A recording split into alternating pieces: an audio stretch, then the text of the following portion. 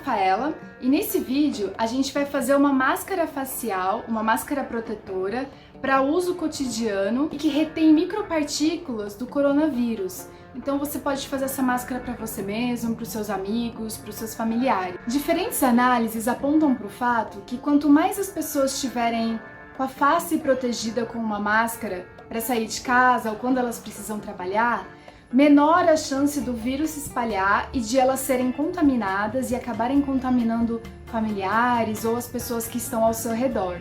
Então, antes de a gente começar esse passo a passo sobre como fazer essa máscara caseira, eu vou explicar para vocês qual que é a diferença das máscaras hospitalares profissionais e dessa máscara que a gente vai fazer aqui.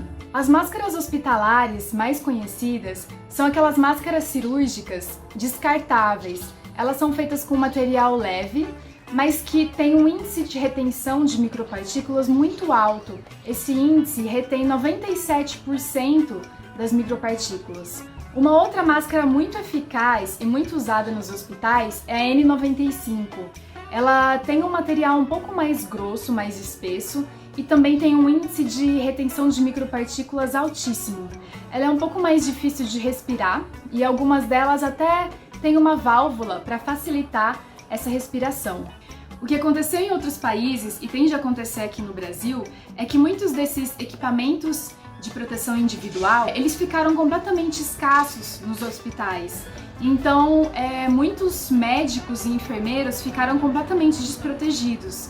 E aí a população começou a se unir em uma ação solidária e costurar máscaras caseiras para esses profissionais da saúde. Mas em uma situação extrema como essa, de uma pandemia, com escassez de equipamentos, qual seria o melhor tipo de material para a gente utilizar em fazer uma máscara facial de proteção? Em um artigo que foi publicado na Revista de Saúde Pública da Universidade de Cambridge, cientistas analisaram quais tipos de materiais caseiros poderiam ser utilizados para a fabricação de máscaras faciais em situações extremas.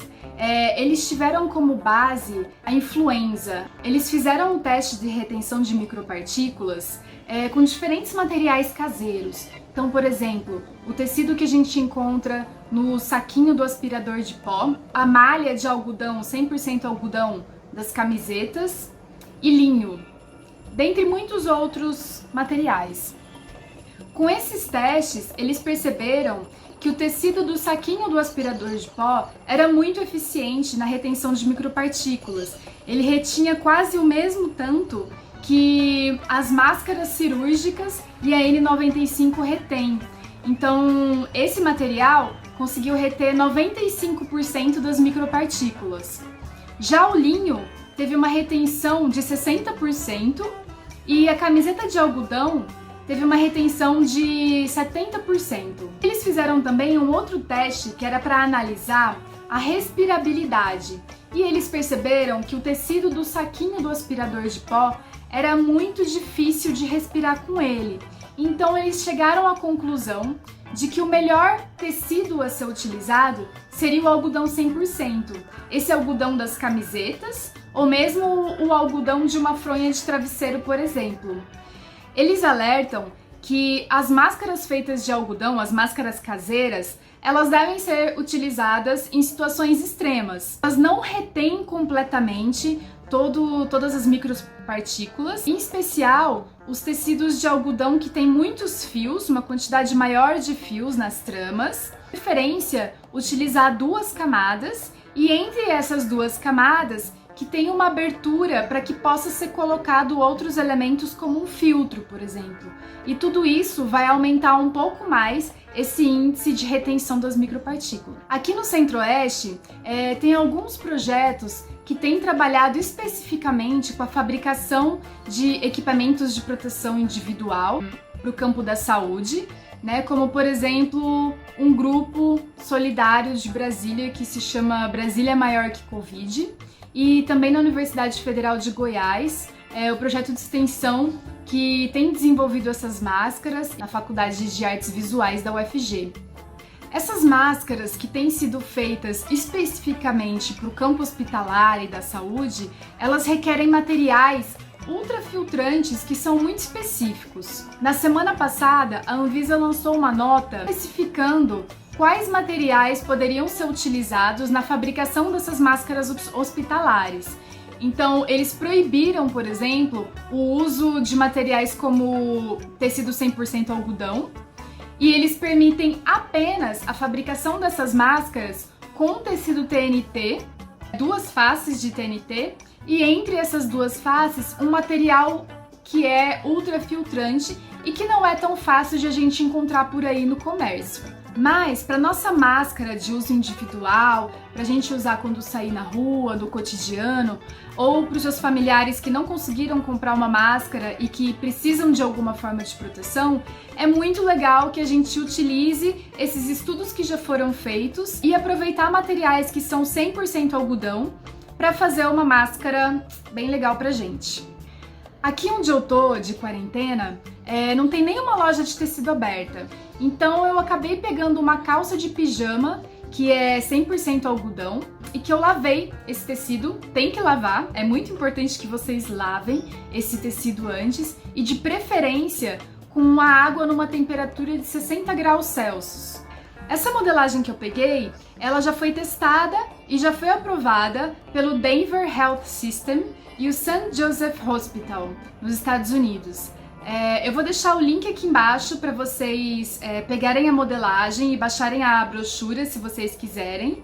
Mas se não, é só me acompanhar no passo a passo aqui que eu mostro para vocês como que se faz. Então vamos começar.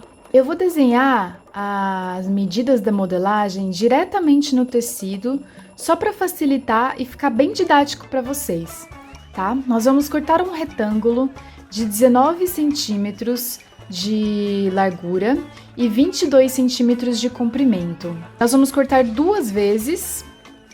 Então, a gente vai fazer uma divisão para depois poder criar as pregas da nossa máscara, para que ela fique mais moldável no nosso rosto. Eu vou contar 6,35 centímetros do canto para o centro do tecido, dos dois lados, do lado direito quanto esquerdo. Depois dessa etapa, a gente vai fazer a bainha nas 2 folhas do tecido. Nós vamos fazer de um lado só e da parte mais estreita do tecido. Essa bainha vai servir para manter uma abertura da nossa máscara, para que a gente possa colocar algum outro material no meio que sirva como um filtro. Então, um lado vai ficar aberto e o outro lado, da parte mais estreita do nosso retângulo, vai ficar fechado. Faça o mesmo nas 2 camadas de tecido. Feita a bainha, que vai ser a parte da nossa abertura para um bolsinho, nós vamos passar uma costura reta para fechar a parte inferior da nossa máscara. Depois de feita essa costura na base do nosso retângulo da nossa máscara, desvire o tecido do lado avesso e passe um ferro por cima para vincar essa costura. O próximo passo agora é usar as marcações que a gente fez, daqueles 2,5 centímetros, para criar uma dobra nesses pontos, que vão ser as pregas que vão ajudar a moldar melhor o tecido no nosso rosto. Use os alfinetes para ajudar a manter o tecido no lugar. E passe um ferro para criar um vinco nessas pregas e facilitar a nossa costura. Mais uma vez, faça uma costura reta. Depois dessa etapa, corte uma tira do mesmo tecido com 3 centímetros de largura e 75 centímetros de comprimento. Depois de cortado, encontre o meio dessa tira. Encontre também o meio da máscara e pegue o meio da tira com o meio da máscara e coloque um alfinete. Vire a máscara e dobre uma parte da tira e depois dobre de novo essa tira para criar como se fosse um viés. Se você já tiver um viés pronto em casa, isso também pode facilitar. Termine de costurar o restante da tira, que funciona como um viés. Prontinho! Bom, vamos ver se deu certo, né?